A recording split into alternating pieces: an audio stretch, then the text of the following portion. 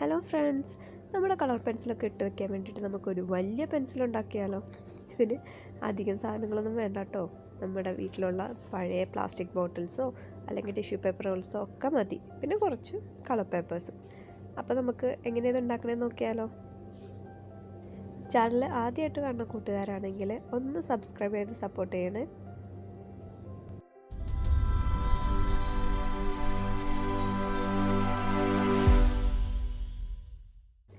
ഇതിന് നമുക്ക് ആദ്യം വേണ്ടത് ടിഷ്യൂ പേപ്പർ റോൾസ് ആണ് കേട്ടോ.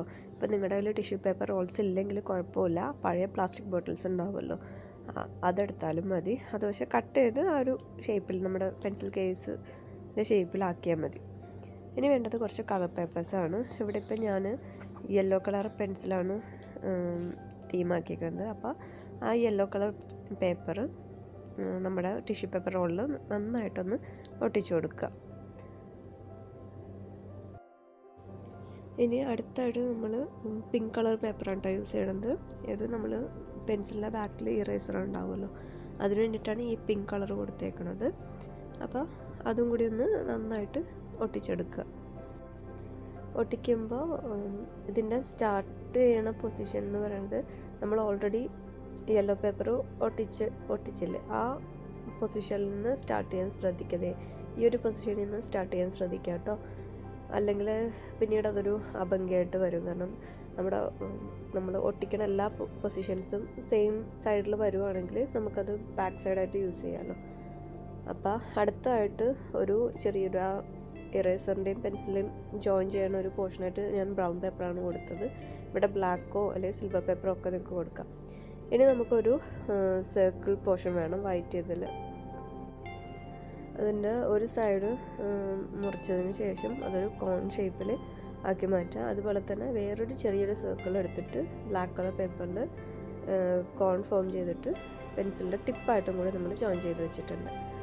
അപ്പോൾ അതെ, നമ്മുടെ പെൻസിൽ റെഡി ആയിട്ടുണ്ട്. പക്ഷേ ഇനി നമ്മൾ ചെയ്യാൻ വെച്ചാൽ ഗൂഗിളി ഐസ് അത് നമ്മൾ സ്റ്റിക്ക് ചെയ്ത് കൊടുക്കുന്നുണ്ട്. പിന്നെ നമ്മളൊരു പെന്ന് വെച്ചിട്ട് ചെറുതായിട്ടൊരു സ്മൈലി ഫേസും കൂടി ക്രിയേറ്റ് ചെയ്തിട്ടുണ്ട്. അപ്പോൾ ഇത്രയാകുമ്പോഴത്തേക്ക് നമ്മുടെ പെൻസിലിൻ്റെ പണിയൊക്കെ കഴിഞ്ഞു. പക്ഷേ ഇനി ഇത് നമുക്ക് നമ്മുടെ കളർ പെൻസിൽ ഇട്ട് വെക്കാൻ വേണ്ടിയിട്ടല്ലേ, അപ്പോൾ അതിൻ്റെ അടിഭാഗം നമ്മൾ കവർ ചെയ്യണമല്ലോ.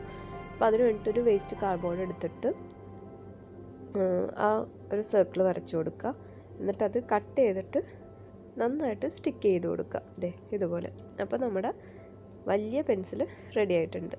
ഇനി നമുക്കിത് നമ്മുടെ കളർ പെൻസിലോ ക്രയോൺസോ അല്ലെങ്കിൽ നമ്മുടെ പെയിൻറ്റിങ് ബ്രഷസോ എന്ത് വേണമെങ്കിലും നിങ്ങൾക്ക് ഇതിൻ്റെ അകത്ത് സ്റ്റോർ ചെയ്ത് വയ്ക്കാം. അപ്പോൾ നമ്മുടെ സ്റ്റഡി ടേബിളിൽ ഒരു വലിയ പെൻസിലായിട്ട് ഇത് നിങ്ങളെല്ലാവരും ഒന്ന് ഉണ്ടാക്കി നോക്കാം കേട്ടോ.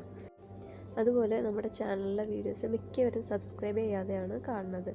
നിങ്ങൾക്ക് സബ്സ്ക്രൈബ് ചെയ്യുന്നതുകൊണ്ട് നഷ്ടമൊന്നും വരാനില്ല. പക്ഷേ ഇത് ഞങ്ങളെപ്പോലുള്ള ചെറിയ യൂട്യൂബേഴ്സിന് അതൊരു വലിയ കാര്യം തന്നെയായിരിക്കും. അപ്പോൾ നിങ്ങൾക്ക് ഈ വീഡിയോ ഇഷ്ടമാവുകയാണെങ്കിൽ ലൈക്ക് ചെയ്യുക, ഷെയർ ചെയ്യുക, സബ്സ്ക്രൈബ് ചെയ്ത് സപ്പോർട്ട് ചെയ്യുക.